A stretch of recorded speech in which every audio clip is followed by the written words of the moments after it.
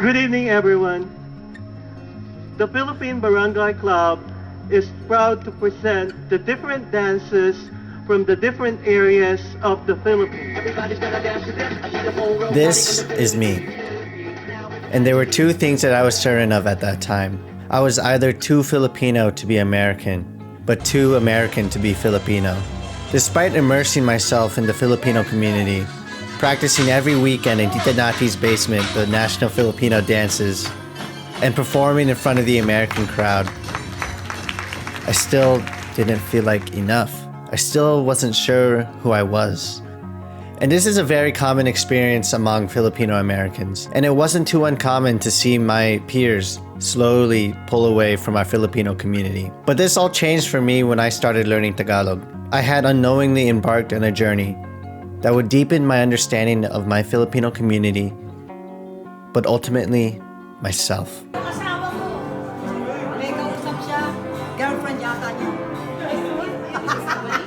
Growing up, Tagalog was always around me, but I could never understand. It was always the language of adults, and not for me. English was all I had. Jacob, what was that? You just fell by yourself. The only times my parents ever talked to us in Tagalog was when we were getting in trouble and my parents wanted us to stop.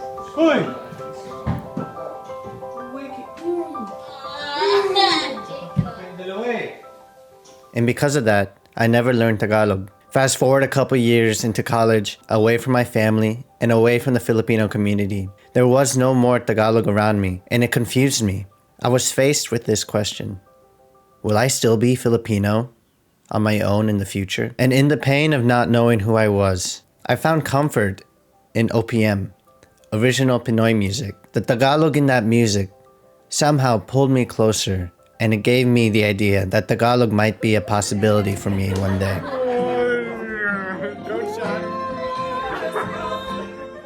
But it wasn't until these two girls from the Philippines came that everything changed for me. Obviously, Tagalog was their first language, and it was fun to have them around. But the one thing that just didn't sit right with me was how they connected with my parents on a level that I never could have. Go. To be honest with you, I was jealous. How could two strangers in the span of 1 week connect with my parents in a way that I couldn't have in my whole 21 years on this earth? And it was at that moment that I started learning Tagalog. And on December 21st, 2023, I downloaded a pre-made deck of flashcards, 14,000 of them. Mangoy ako sa lawa. It was the first time I had ever understood a sentence on my own.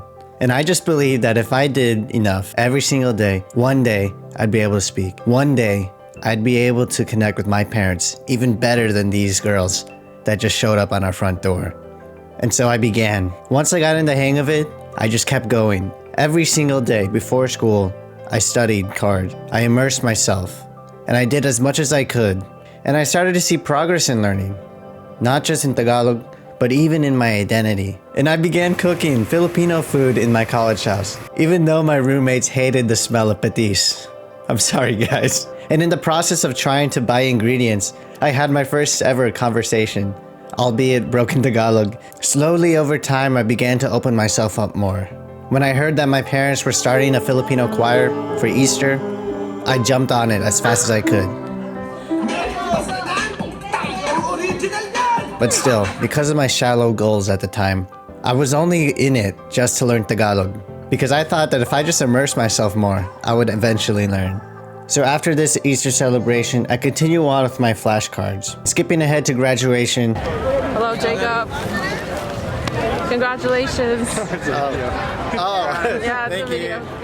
I moved back home to start a gap year as I applied to medical school. And now with no school in my hands, I wanted to maximize the amount of learning I had. And in that summer, my family reunion that we had been planning for almost 5 years was coming up. I hadn't seen them since the last time we had gone to the Philippines. And I thought to myself, what a perfect time to show off my abilities. What a perfect time to learn more Tagalog with my Filipino cousins. Looks like we're going right on the side. There we go, friends. But I was wrong. Then I had nothing to show with them, except the fact that I was doing flashcards, but I still couldn't speak. Sinabi mo, mahilig daw? Ano? Philippines, sila,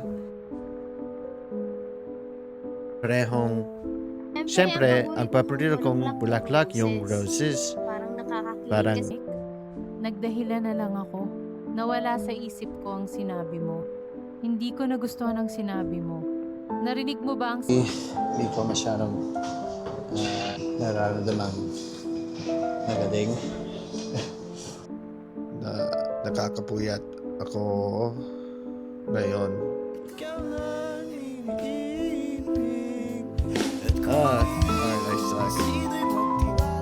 I tried everything I could to get this language into my brain. Mnemonics, shadowing, mass immersion, but it just wasn't working. And other things in my life weren't working too.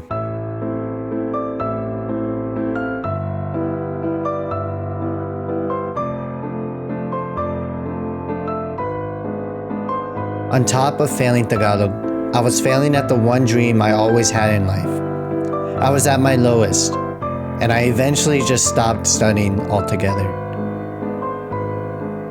I was ready to give up, and I was ready to give up on more than just Tagalog. For ministry, music, food, and culture at St. Peter and Paul Cathedral today, marking Filipino American History Month.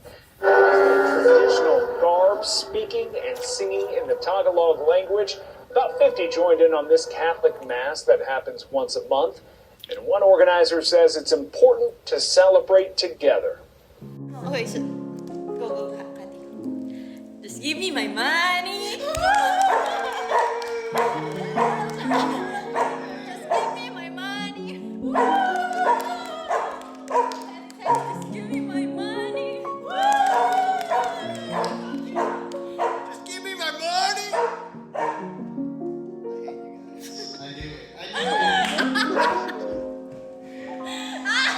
Almost symbolically, just like the music, you guys pulled me back from falling back to my old habits. I just want to thank you guys. You helped a friend enjoy life again.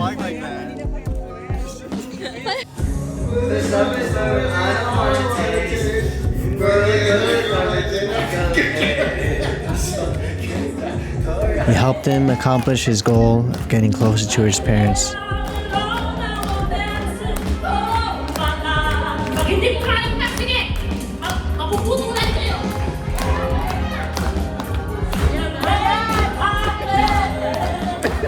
But most of all, you helped the boy find his place.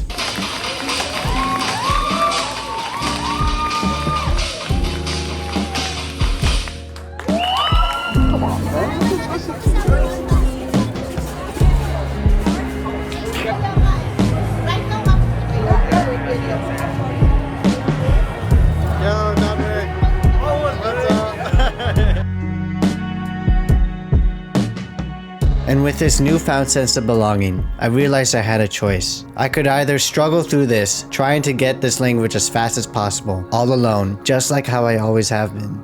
Or I could learn this with the community that just wouldn't let me go. And with that, I chose the latter. I decided that I was going to learn Tagalog for the rest of my life, no matter how long it took, because I would never want to leave this community. So I decided to accompany my parents on their trip to the Philippines, in search of a new way to discover the language.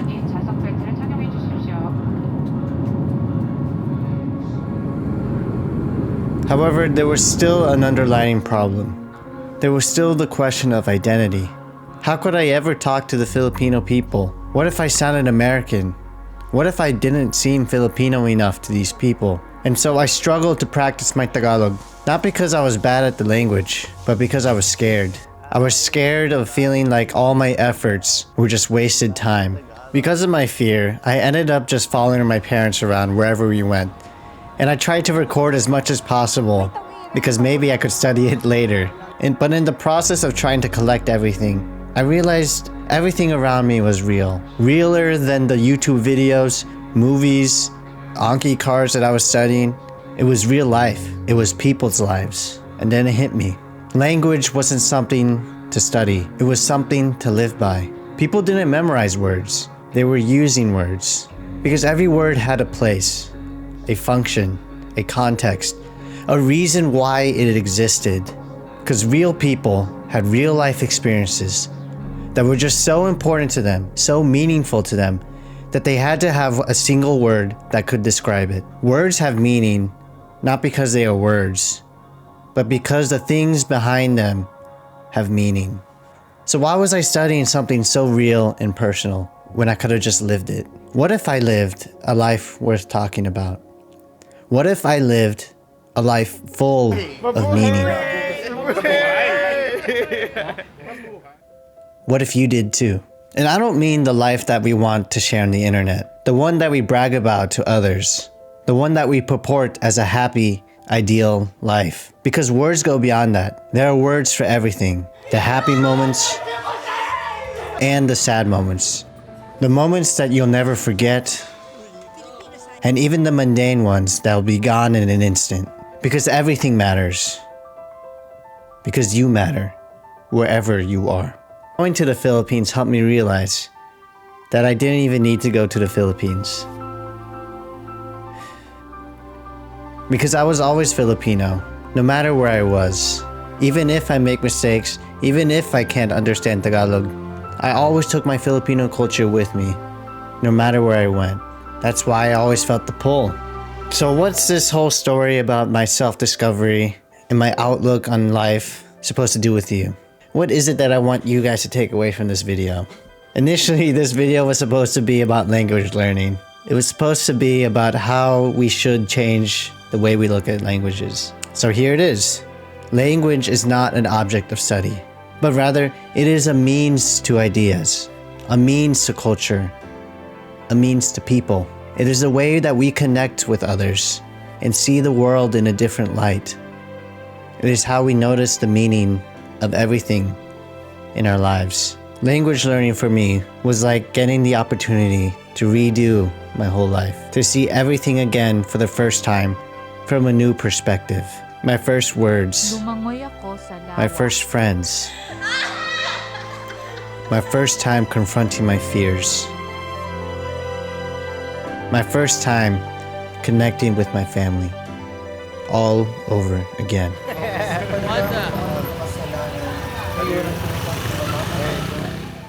So here's my answer to the question I posed to you guys in the beginning.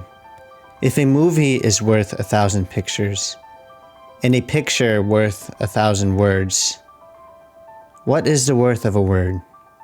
From what I have discovered, a word is as priceless as the life that gives it meaning.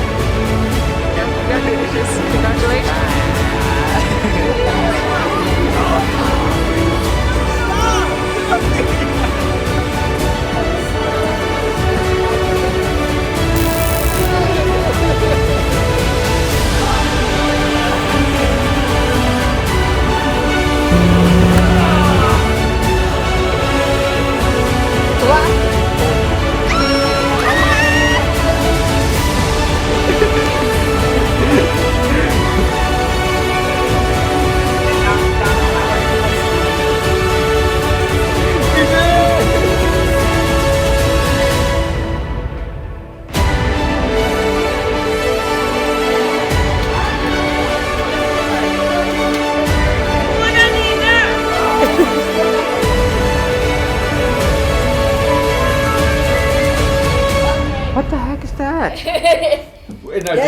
No, do a shocked face. Do a shocked face.